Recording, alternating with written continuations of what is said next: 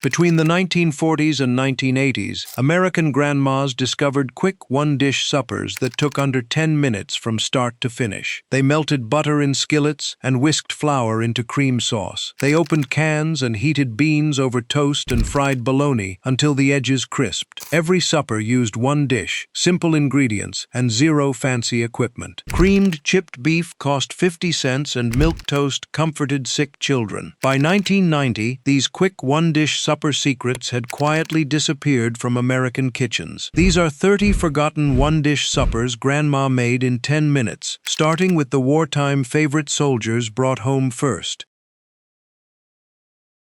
The most popular supper across America during wartime was creamed chipped beef on toast. Grandma melted 2 tablespoons of butter in a cast-iron skillet over medium heat, then whisked in 2 tablespoons of flour for 1 minute until it formed a blonde roux that smelled nutty and turned golden. She poured in 1½ cups of warm milk and whisked constantly until the mixture thickened into creamy white sauce within 3 minutes. Then she tore an 8-ounce jar of dried chipped beef into small shreds and stirred it into the bubbling sauce, letting the salty beef release its flavor into the cream. She let it heat through for 2 minutes, then served it immediately over toasted white bread. The crispy toast soaked up the creamy gravy like a sponge. Some families added black pepper for bite, others sprinkled cayenne for heat, but most served it plain and let the salty beef do all the work. The whole supper cost under 50 cents and fed 4 people in 8 minutes flat. It appeared on dinner tables throughout the 1950s and 1960s, then quietly disappeared by 1985. What did your grandma call this? Creamed chipped beef, SOS, or something else entirely?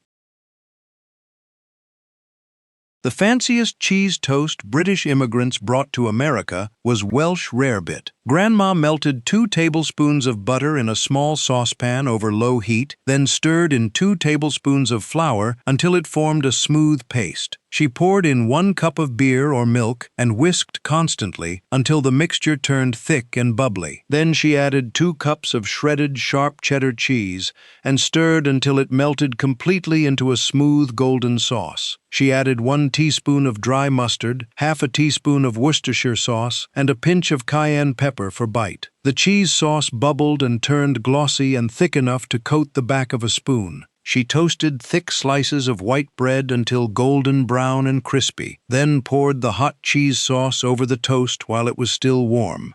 The sauce soaked into the bread and created a rich, savory meal that tasted like the fanciest grilled cheese ever made. Some families served it with sliced tomatoes on top. Others added crispy bacon strips. Most ate it plain and let the sharp cheddar do all the talking. The whole supper took 10 minutes and cost under $1. It appeared at ladies' luncheons and light suppers throughout the 1950s, then disappeared when fondue became fashionable. Did your family ever eat Welsh rarebit for Sunday night supper?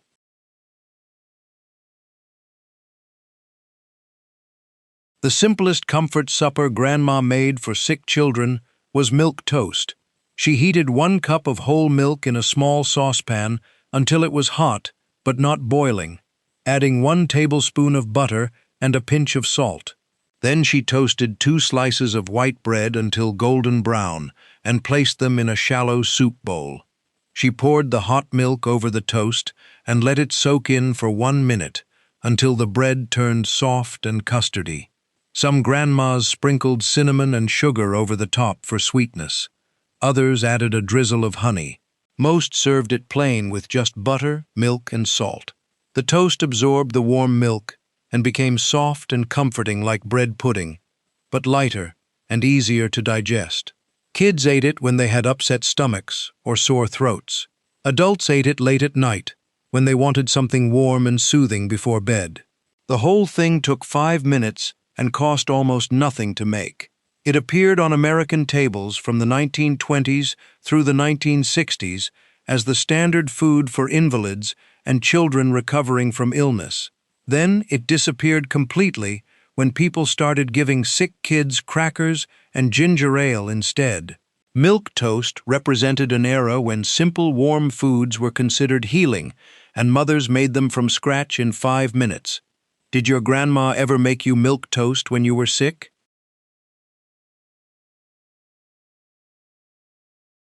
The saltiest breakfast for supper fishermen brought home from the coast was kippered herring on toast. Grandma opened a small tin of kippered herring fillets and drained off the oil or brine. She placed the fillets in a small skillet with 1 tablespoon of butter and warmed them over low heat for 3 minutes until they were heated through and the edges started to crisp slightly. Then she toasted thick slices of whole wheat bread until crunchy and golden. She placed the warm herring fillets on top of the toast and squeezed fresh lemon juice over everything. Some families added sliced tomatoes on the side. Others scattered chopped fresh parsley over the top. Most ate it plain with just lemon and maybe a grind of black pepper. The smoky, salty fish paired perfectly with the crunchy toast and bright lemon juice. The flavor was intense and savory, and deeply satisfying, in a way that mild foods could never match. Kids either loved it or refused to touch it, depending on whether they grew up eating fish. Adults who grew up near the ocean craved it and made it weekly. The whole supper took 5 minutes and cost under 75 cents, using tinned herring that lasted forever in the pantry. It appeared on tables in coastal communities and immigrant neighborhoods throughout the mid-1900s, then disappeared when younger generations stopped buying tinned fish. Did your family ever eat kippered herring for quick suppers?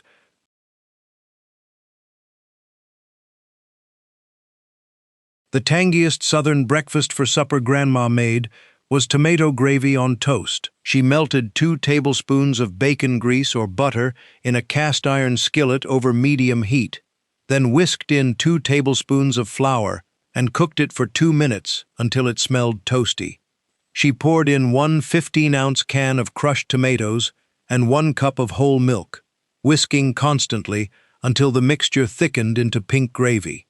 She added 1 teaspoon of sugar to cut the tomato acidity, plus salt and black pepper to taste.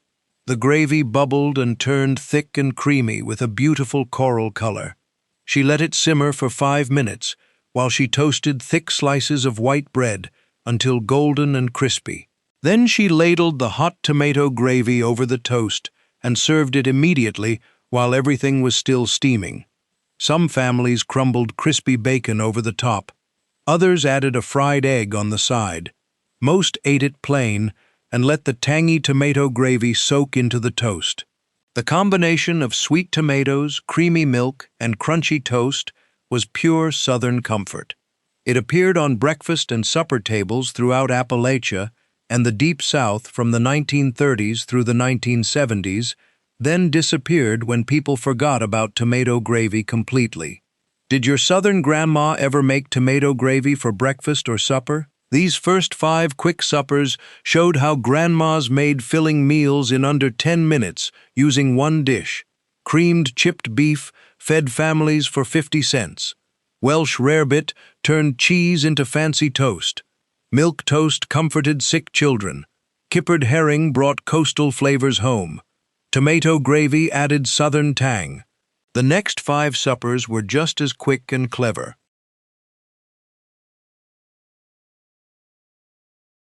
The creamiest egg supper Grandma made used hard-boiled eggs and 1 skillet. She melted 2 tablespoons of butter in a small saucepan over medium heat, then whisked in 2 tablespoons of flour until it formed a smooth paste. She poured in 1½ cups of warm milk and whisked constantly until the mixture thickened into white cream sauce. Then she chopped 4 hard-boiled eggs into rough chunks and stirred them into the cream sauce along with salt, black pepper, and a pinch of paprika for color. The eggs warmed through in the cream and created a rich, savory mixture. She toasted thick slices of white bread until golden and crispy, then spooned the creamed eggs over the toast while everything was still hot. Some families added frozen peas to the cream sauce for color and vegetables. Others sprinkled crispy bacon bits over the top. Most served it plain and let the creamy eggs be the star. The whole supper took 8 minutes using eggs she had boiled earlier in the day. It cost under 30 cents and fed 4 people. It cost under 30 cents and fed 4 people. It appeared on tables throughout the 1940s and 1950s as a thrifty, meatless meal that felt fancy because of the cream sauce. Then it disappeared when people stopped making cream sauce from scratch. Did your grandma ever make creamed eggs for Friday night supper? The quickest sandwich filling Grandma made came straight from a small tin. She opened a 3-ounce can of potted meat and scraped it into a small bowl. Then she added 1 tablespoon of mayonnaise and half a teaspoon of yellow mustard and mashed everything together with a fork until it turned into smooth, spreadable paste. Some grandmas added a tablespoon of sweet pickle relish for crunch and tang. Others mixed in finely diced onion or celery. Most kept it simple with just potted meat, mayo, and mustard. She spread the mixture thick on soft white bread and topped it with crisp lettuce and sliced tomatoes. The potted meat tasted salty and rich, like concentrated ham, and had a texture somewhere between pâté and deviled ham. Kids loved it because it was creamy and easy to eat. Adults appreciated how fast it came together when they needed lunch or a light supper in 3 minutes. The sandwich cost under 50 cents and required no cooking whatsoever. It appeared in lunch boxes and on supper tables throughout the 1950s and 1960s when tinned meats were pantry staples that every family kept on hand. Then it disappeared when people started considering potted meat too processed and old-fashioned. The little tins vanished from grocery shelves, and younger generations never tasted potted meat sandwiches. Did your grandma ever make potted meat sandwiches for quick lunches? The strongest flavored fish supper Grandma made used tiny smoked herring fillets from a tin. She drained the oil from a small can of smoked herring and placed the fillets on toasted rye bread or pumpernickel. Then she topped each piece with thin sliced sweet onion, a squeeze of fresh lemon juice, and a grind of black pepper. Some families added sliced hard-boiled egg on top. Others scattered capers over the fish for extra brine and salt. Most served it simple with just onion and lemon. The smoked fish tasted intense and salty with deep smoky flavor that filled your whole mouth. The rye bread provided earthy contrast. The sweet onion cut through the salt. The lemon added brightness. Together it created a perfect balance of strong flavors that somehow worked. Kids usually refused to eat it because the smell was too fishy. Adults who grew up in Eastern European or Scandinavian households craved it and made it weekly. The whole supper took 5 minutes and cost under $1, using tinned fish that kept in the pantry for months. It appeared on tables in immigrant communities throughout American cities from the 1930s through the 1970s, then slowly disappeared as younger generations assimilated and stopped eating traditional foods. Did your grandma ever serve smoked herring on dark bread for supper? The richest sandwich spread Grandma made used liverwurst from the deli counter. She sliced thick rounds of liverwurst and placed them on rye bread spread thick with spicy brown mustard. Then she topped it with thin sliced sweet onion and crisp iceberg lettuce. Some families added sliced dill pickles for crunch and tang. Others put sliced Swiss cheese on top and grilled the whole sandwich until the cheese melted. Most ate it cold as an open-faced sandwich, with just liverwurst, mustard, and onion. The liverwurst tasted rich and smooth like pâté, with deep liver flavor and warm spices mixed in. It spread easily and had a creamy texture that melted on your tongue. Kids either loved it intensely or refused to go near it, depending on whether they grew up eating liver. Adults appreciated the strong flavor and how filling it was. One thick slice of liverwurst made a satisfying supper. The sandwich took 5 minutes to assemble and cost under 75 cents. It appeared on German-American tables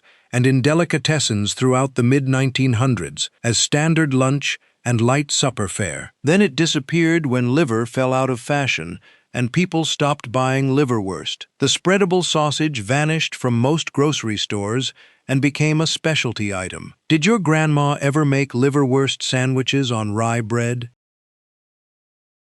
The fanciest grilled cheese Grandma made for ladies' luncheons was called Cheese Dreams. She mixed 1 cup of shredded sharp cheddar cheese with 2 tablespoons of soft butter, 1 tablespoon of mayonnaise, and a pinch of cayenne pepper until it formed a smooth, spreadable paste. Then she spread this cheese mixture thick on slices of white bread and topped each with another slice to make closed sandwiches. She buttered the outside of each sandwich and placed them in a hot skillet, grilling them slowly over medium heat until both sides turned golden brown and crispy and the cheese melted completely inside. The sandwiches came out with crunchy, buttery exteriors and gooey melted cheese centers. Some families cut off the crusts and sliced them into triangles for elegant presentation. Others served them whole with tomato soup on the side. Most ate them plain, right from the skillet, while the cheese was still melting and stretchy. The cheese mixture made them taste richer and more sophisticated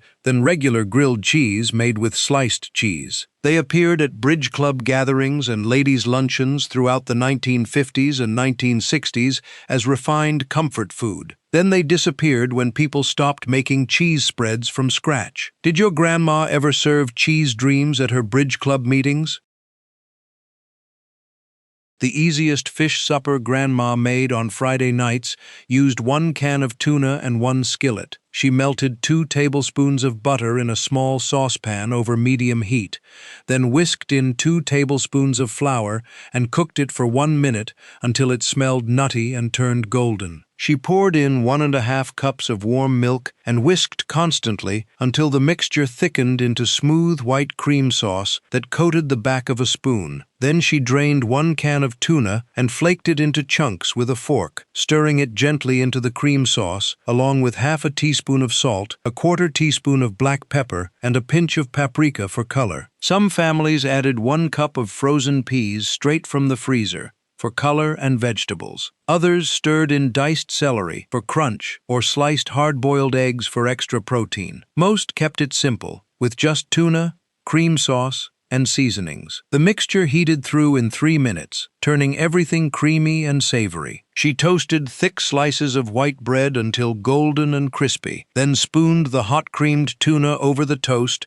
and served it immediately while the steam was still rising. The cream sauce soaked into the toast and created the perfect combination of crunchy bread and creamy fish. The whole supper took 8 minutes from start to finish and cost under $1, using 1 can of tuna and basic pantry ingredients. It appeared on Catholic tables every Friday throughout the 1950s and 1960s, when meat was forbidden and families needed quick meatless meals. Did your grandma make creamed tuna on Fridays during Lent? The spiciest sandwich spread Grandma kept in her pantry came in small flat tins with a devil logo on the label. She opened a 2¼ ounce can of Underwood deviled ham and scraped the pink spread into a small bowl. Then she mixed in 1 tablespoon of mayonnaise and 1 teaspoon of yellow mustard to make it creamier and easier to spread. Some grandmas added finely minced celery for crunch or sweet pickle relish for tang. Others mixed in a dash of hot sauce or Worcestershire sauce for extra spice. Most kept it simple with just deviled ham, mayo, and mustard. She spread the mixture thick on soft white bread and topped it with crisp lettuce leaves and thin-sliced tomatoes. The deviled ham tasted smoky and spicy, with a smooth paste-like texture that spread easily and didn't fall out when you bit into the sandwich. Kids loved it because it was salty and flavorful and turned lunch into something special. Adults appreciated how a tiny tin could make 4 sandwiches in under 3 minutes with 0 cooking required. The sandwiches appeared in lunchboxes throughout the 1950s and 1960s and at quick suppers when nobody felt like cooking. Deviled ham cost under 30 cents per tin and lasted forever in the pantry, making it the perfect emergency sandwich filling when fresh meat wasn't available. The healthiest quick supper Grandma made for weight-conscious ladies was cottage cheese on toast. She toasted thick slices of whole wheat bread until golden and crunchy, then spread each slice with a generous scoop of small curd cottage cheese while the toast was still warm. The heat from the toast made the cottage cheese turn slightly creamy around the edges. Then she sprinkled the top with salt, black pepper, and a pinch of paprika for color. Some families added sliced fresh tomatoes on top for a complete light meal. Others scattered chopped fresh chives or green onions over the cottage cheese for flavor. Health-conscious grandmas in the 1970s topped it with sliced strawberries and a drizzle of honey for a sweet-savory combination. Most served it plain with just cottage cheese, salt, and pepper, letting the creamy cheese contrast with the crunchy toast. The whole thing took 5 minutes and provided protein, calcium, and whole grains in one simple dish. It appeared in diet cookbooks and Weight Watchers meetings throughout the 1960s and 1970s as the perfect low-calorie supper that kept you full without feeling heavy. Cottage cheese toast cost under 50 cents and became the go-to meal for women watching their weight before Greek yogurt existed. Then it disappeared when cottage cheese fell out of fashion and people forgot it could be a meal instead of just a diet food. Did your grandma ever eat cottage cheese on toast for a light supper? The sweetest savory supper Grandma made for breakfast or dinner was creamed corn on toast. She opened one 15-ounce can of creamed corn and poured it into a small saucepan. Then she added 2 tablespoons of butter, a pinch of salt, and a 1/4 teaspoon of black pepper. She heated it over medium heat, stirring constantly until it bubbled and thickened slightly. Some grandmas added a tablespoon of heavy cream to make it richer. Others stirred in a pinch of sugar to bring out the corn's natural sweetness. Most kept it simple with just canned creamed corn, butter, salt, and pepper. She toasted thick slices of white bread until golden and crispy, then spooned the hot creamed corn over the toast and served it immediately. The sweet corn soaked into the toast and created a comforting combination that tasted like Thanksgiving side dish turned into a meal. Kids loved it because creamed corn was naturally sweet and mild. Adults ate it for quick breakfast for dinner when they wanted something warm and comforting without any effort.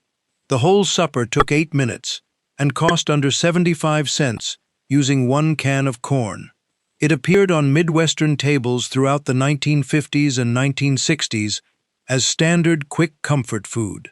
Then it disappeared when people stopped thinking of canned vegetables as proper meals, and creamed corn became just a holiday side dish. Did your Midwestern grandma ever serve creamed corn on toast for supper?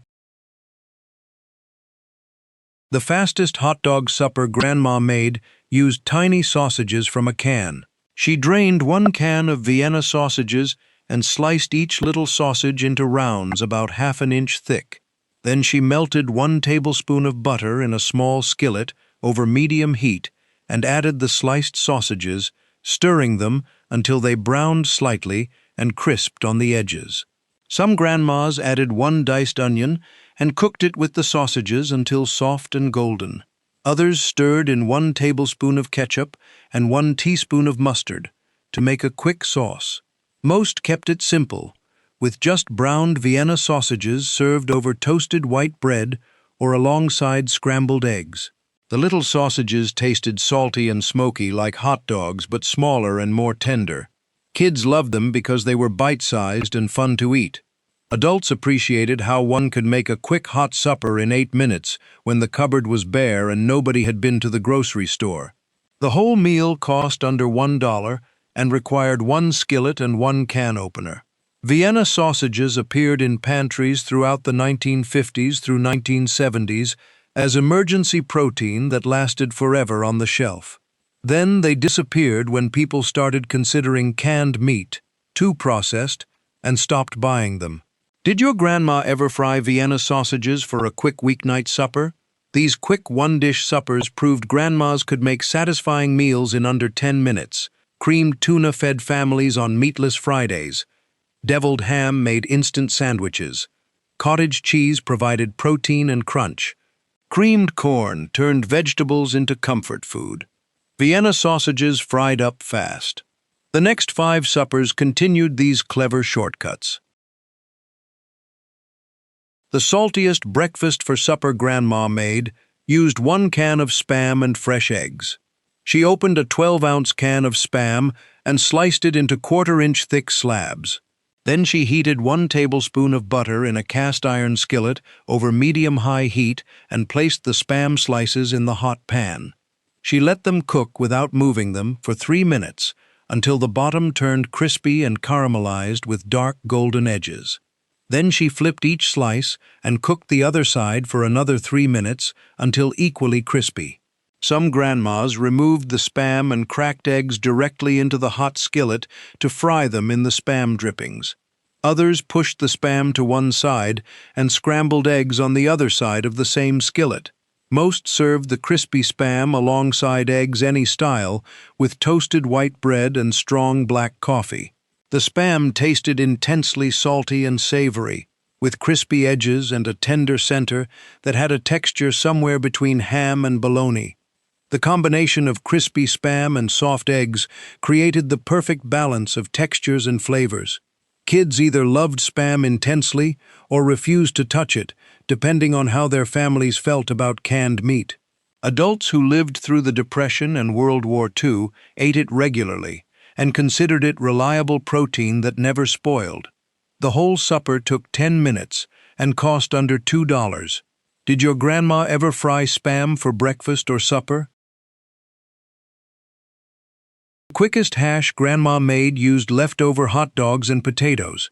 She diced 2 or 3 leftover cooked hot dogs into small chunks and set them aside. Then she melted 2 tablespoons of butter in a large cast-iron skillet over medium-high heat and added 2 cups of diced cooked potatoes. She let the potatoes cook without stirring for 4 minutes until the bottom layer turned golden and crispy.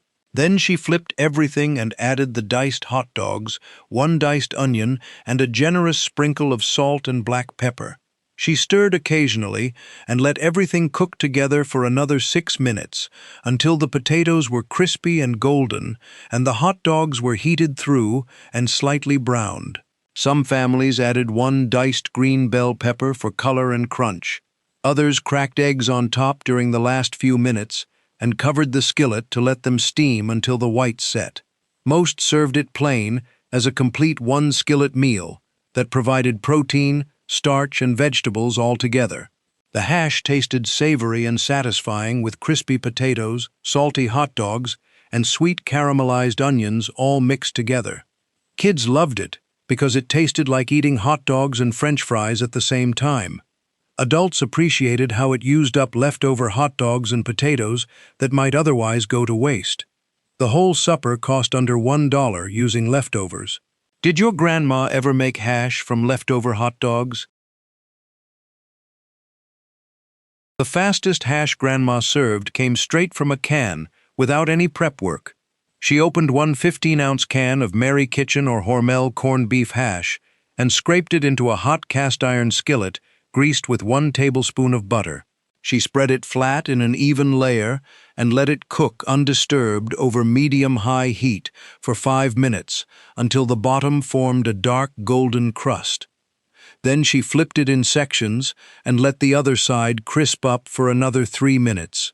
Some grandmas made wells in the hash and cracked eggs directly into the wells, then covered the skillet and let the eggs steam until the whites set. Others served the crispy hash plain, alongside fried eggs cooked separately. Most topped it with ketchup or hot sauce, and served it with toasted white bread. The canned hash tasted salty and beefy, with soft potatoes and shreds of corned beef throughout. The crispy bottom layer was the best part, crunchy and caramelized like hash browns. Kids loved it smothered in ketchup. Adults ate it plain and appreciated how one can make a complete hot supper in 8 minutes with 0 chopping or prep work. The hash cost under $1 per can and appeared on breakfast and supper tables throughout the 1950s and 1960s, when canned convenience foods were popular. Did your grandma ever serve canned corned beef hash for quick suppers? The fastest cheese toast Grandma made used the broiler instead of the stovetop. She turned on the oven broiler and let it preheat while she arranged thick slices of white bread on a baking sheet. She placed the bread under the broiler for 2 minutes until the tops turned golden brown and toasted. Then she flipped each slice and topped the untoasted side with thick slices of American cheese or cheddar cheese. She slid the baking sheet back under the broiler and watched carefully as the cheese melted and bubbled and turned golden brown on top. The whole process took 5 minutes from start to finish. Some grandmas sprinkled paprika over the cheese before broiling for color and a hint of smokiness. Others added thin slices of tomato under the cheese for moisture and tang. Most served it plain with just bread and melted cheese, letting the crispy broiled cheese be the star.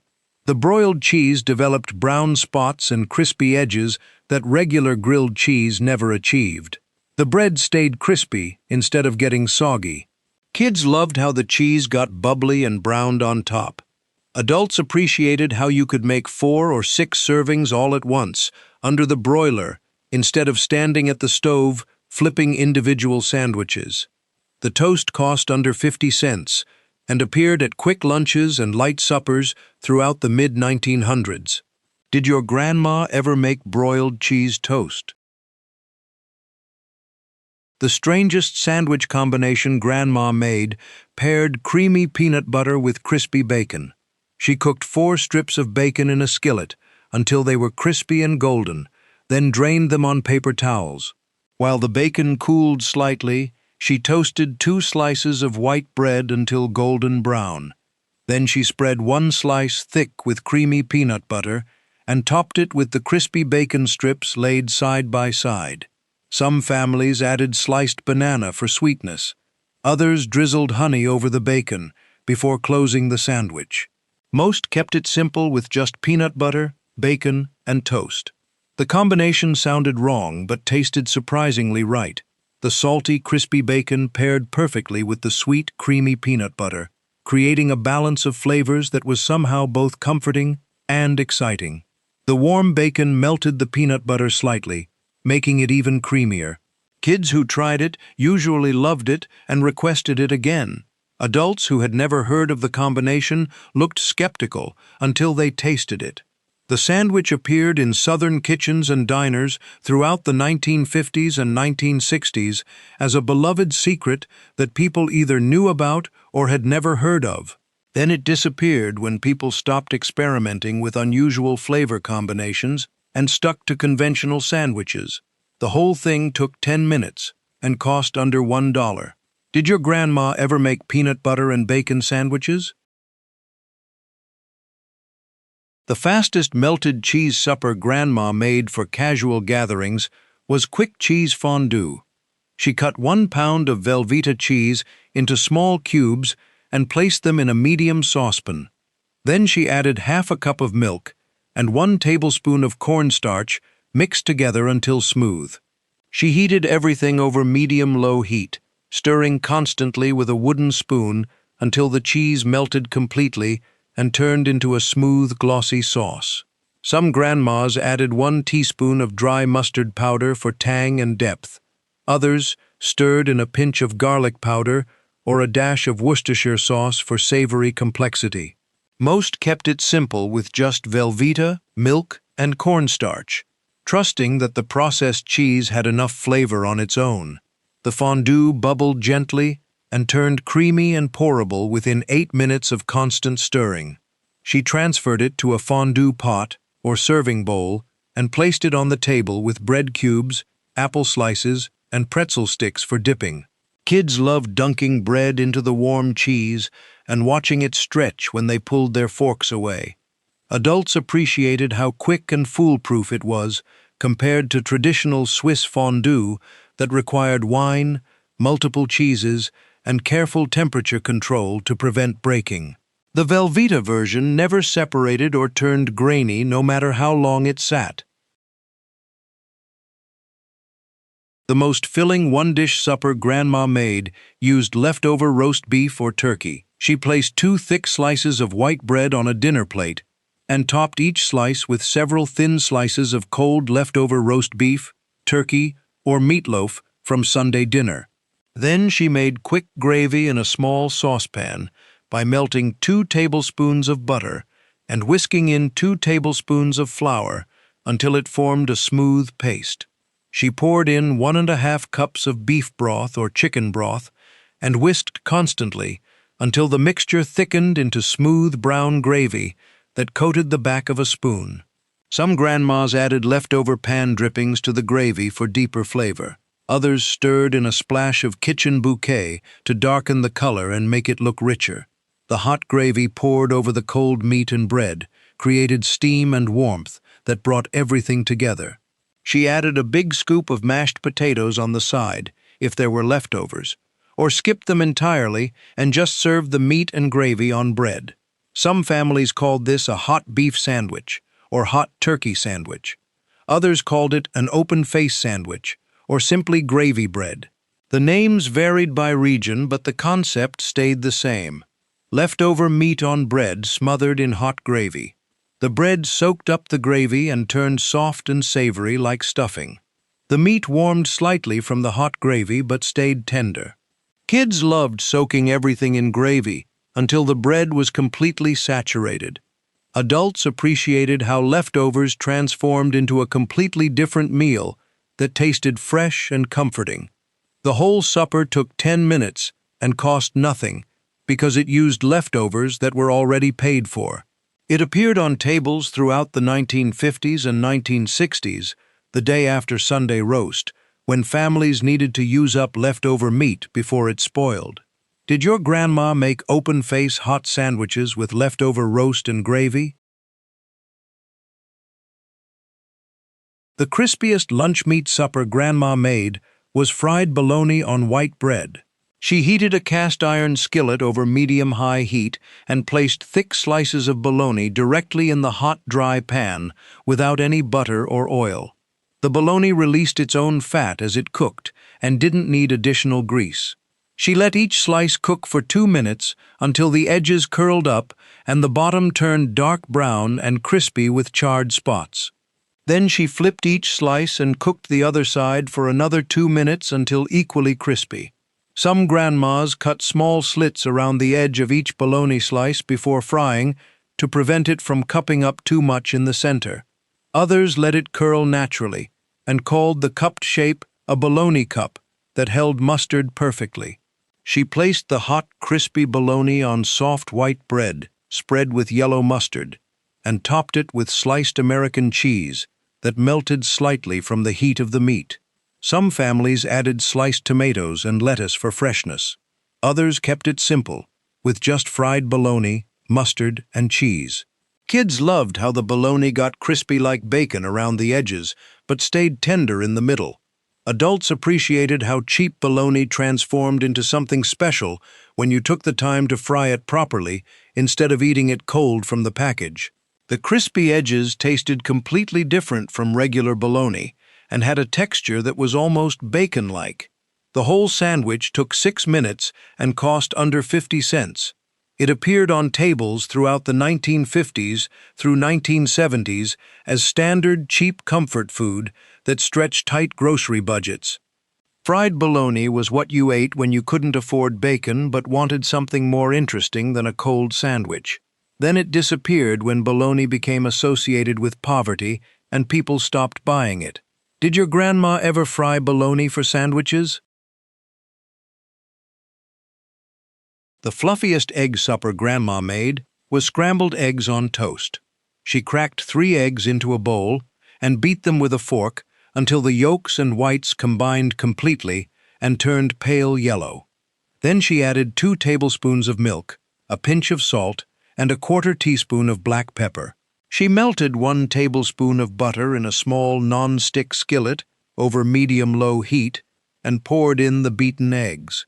She let them sit undisturbed for 30 seconds until the edges started to set, then gently pushed the eggs from the edge toward the center with a spatula, letting the uncooked egg flow to the hot pan.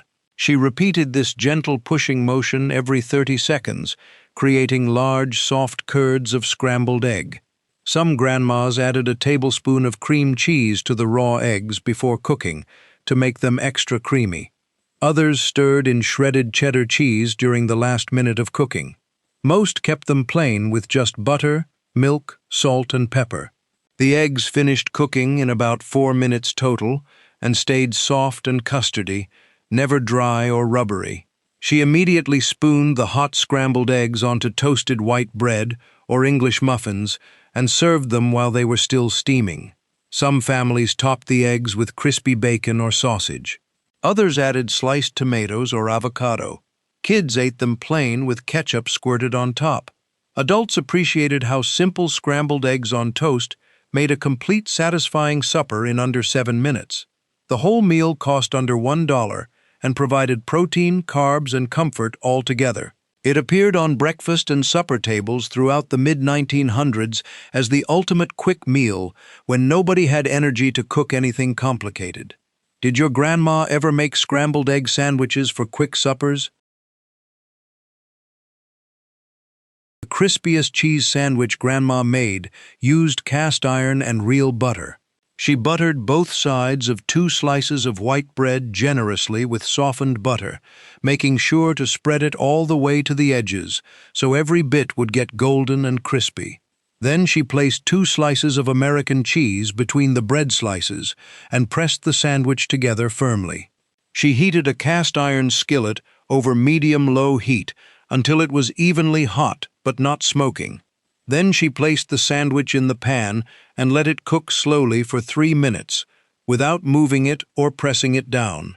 The slow heat allowed the bread to turn deep golden brown and crispy, while the cheese inside started to melt. She flipped it carefully with a spatula and cooked the other side for another 3 minutes until it matched the first side in color and crispness.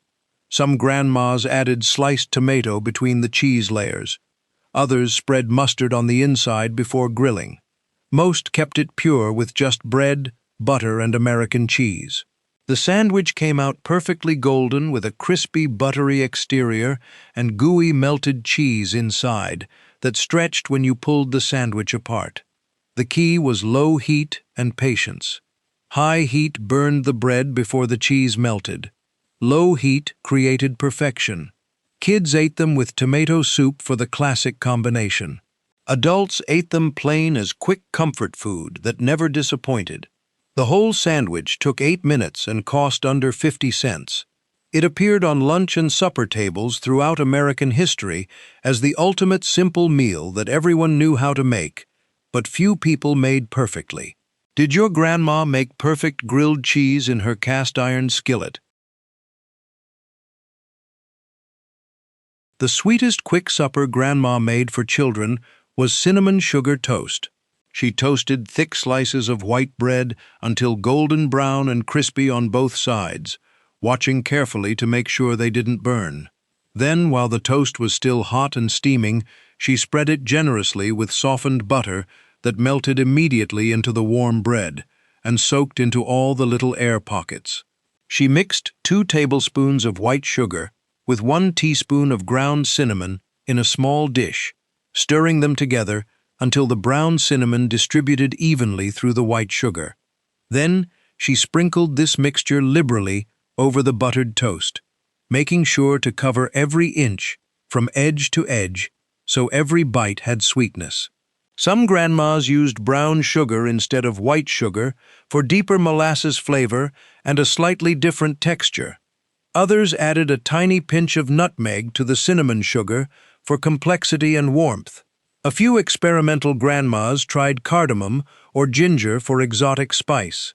Most kept it classic with just cinnamon and white sugar, trusting the traditional combination that had worked for generations.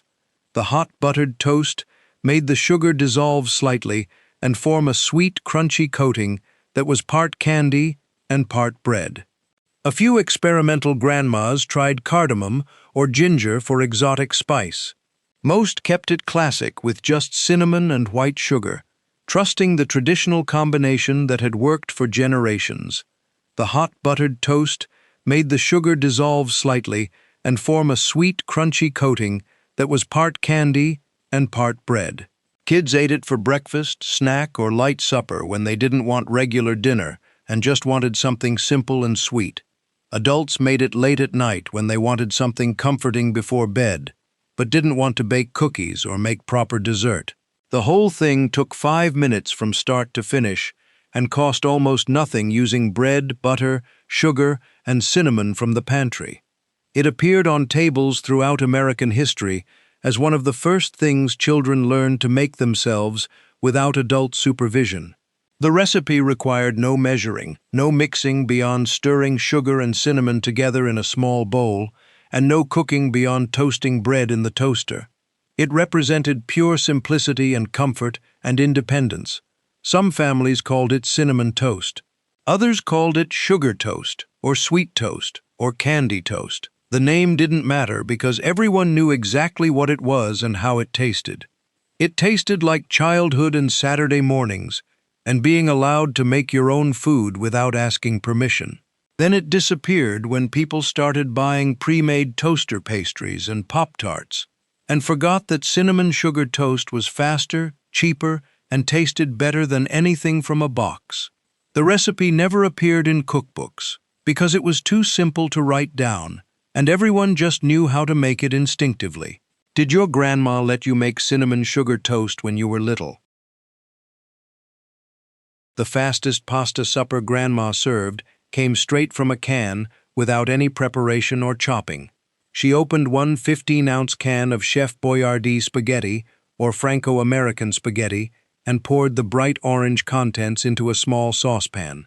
She heated it over medium heat, stirring occasionally with a wooden spoon until it bubbled and steamed and was hot all the way through, which took about 5 minutes of patient heating. Some grandmas added a tablespoon of butter to make it richer and creamier and more like homemade sauce. Others stirred in a handful of shredded cheddar cheese during the last minute of heating to add protein and make it more filling and substantial. A few added a sprinkle of garlic powder or Italian seasoning to make it taste more sophisticated. Most heated it plain straight from the can and served it exactly as the company intended, with no modifications or improvements. The canned spaghetti had short pasta pieces cut into 1-inch lengths, swimming in sweet tomato sauce, that tasted nothing like homemade spaghetti, but had its own nostalgic flavor that kids loved unconditionally. The pasta stayed soft and mushy, and never had any bite or texture or resistance when you chewed it. The sauce was bright orange-red and sweet rather than savory, with none of the garlic or basil or complexity of real Italian sauce. It was everything that proper Italian pasta wasn't, and that's exactly why kids requested it over and over. Adults who grew up eating it felt nostalgic and sentimental when they tasted that specific sweet tomato flavor that brought back childhood memories. New adults who never had it as children thought it tasted like ketchup mixed with pasta and couldn't understand the appeal. Kids didn't care about authenticity or culinary standards or what real Italian food should taste like. They just wanted their familiar orange spaghetti that tasted exactly the same every single time and never surprised them or challenged them. Some families served it with buttered white bread on the side for dipping in the sauce. Others added a handful of frozen peas to make it feel more like a complete balanced meal with vegetables. Most served it plain in a bowl with a spoon, because the short pasta pieces didn't require twirling with a fork like proper spaghetti. The whole supper cost under $1 per can and required zero cooking skills beyond opening a can with a can opener and turning on the stove. It appeared in pantries throughout the 1960s and 1970s as emergency kid food that every mother kept on hand for nights when children refused to eat real dinner and threatened to go to bed hungry. Did your mom ever serve you canned spaghetti for quick suppers when you wouldn't eat anything else? The strangest sandwich combination Grandma made paired creamy peanut butter with crispy bacon strips in a way that sounded completely wrong until you tasted it. She cooked 4 strips of bacon in a cast-iron skillet until they were completely crispy and golden, with no soft spots or chewy sections remaining, then drained them on paper towels to remove excess grease and let them cool slightly. While the bacon cooled but stayed warm, she toasted 2 slices of white bread until golden brown and crispy on both sides. Then she spread one slice thick with creamy peanut butter, making sure to go all the way to the edges so every bite would have peanut butter flavor. She laid the crispy bacon strips side by side on top of the peanut butter layer and pressed the second slice of toast on top to close the sandwich firmly. Some families added sliced banana between the peanut butter and bacon for sweetness and Elvis-style decadence that made it even more indulgent. Others drizzled honey over the bacon before closing the sandwich to add extra sweetness that complemented the salt and created sweet, salty perfection. A few added sliced apples for crunch and tartness. Most kept it simple with just peanut butter, bacon, and toast, trusting that those three ingredients created perfect balance without any additions or modifications. The combination sounded completely wrong and made people wrinkle their noses in confusion and disgust when they heard about it for the first time. But it tasted surprisingly right once you actually tried it and got past your mental resistance. The salty, crispy bacon paired perfectly with the sweet, creamy peanut butter, creating a balance of flavors that was somehow both comforting and exciting at the same time. The warm bacon melted the peanut butter slightly, making it even creamier and easier to bite through without it sticking to the roof of your mouth. The toast provided crunch and structure and kept everything from being too soft or mushy. Kids who tried it usually loved it immediately and requested it again and again until their parents got tired of making it.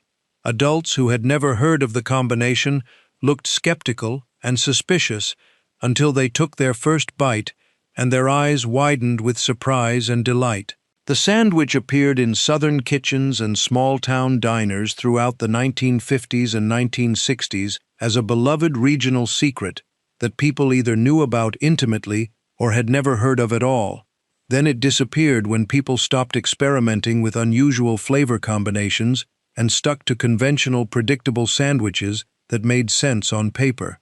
The whole thing took 10 minutes from raw bacon to finished sandwich and cost under $1 using cheap ingredients.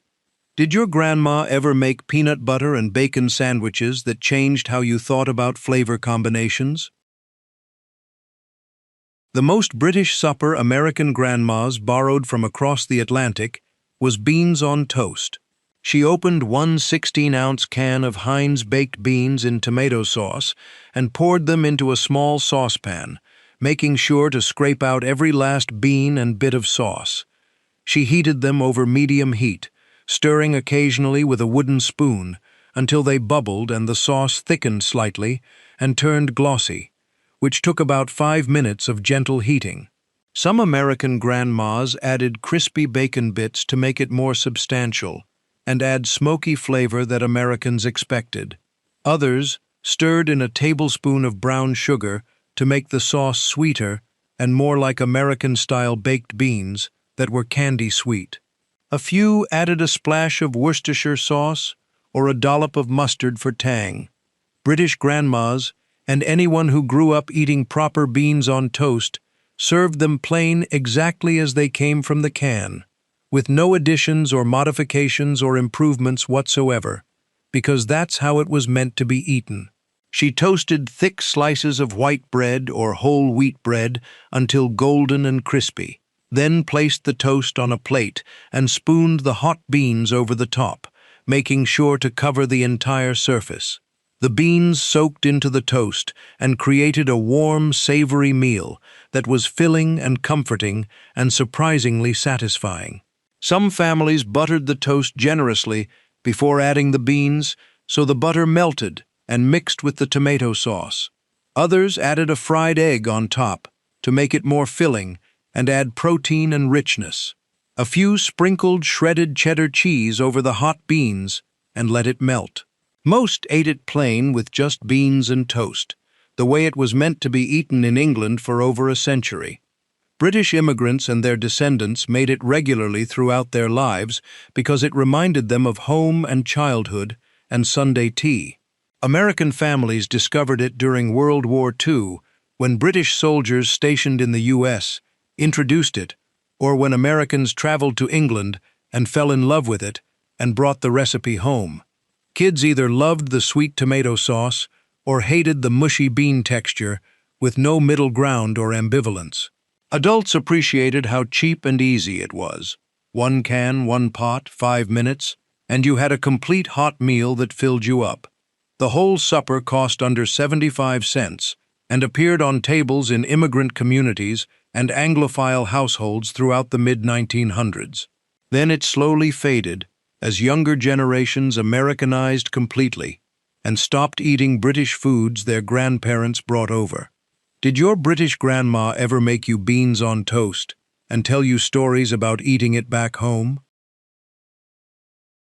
The simplest one-dish supper Grandma served was Campbell's tomato soup with crackers crumbled on top. She opened one 10 3/4 ounce can of Campbell's condensed tomato soup and poured the thick orange concentrate into a small saucepan.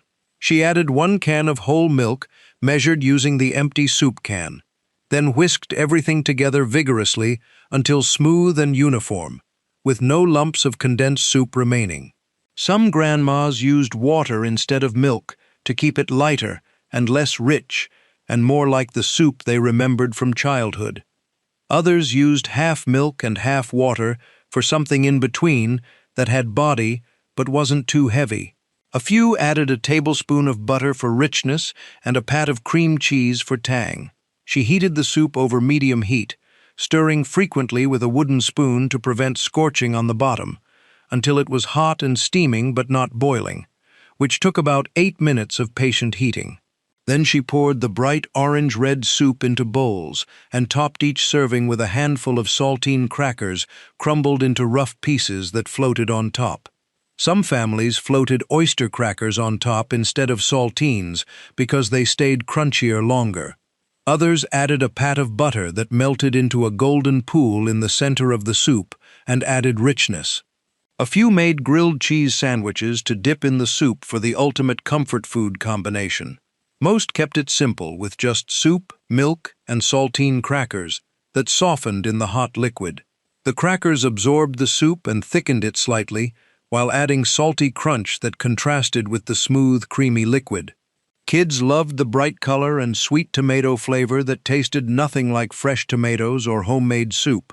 Adults appreciated how one can make enough soup for 2 or 3 people as a light supper that warmed you up without filling you up too much.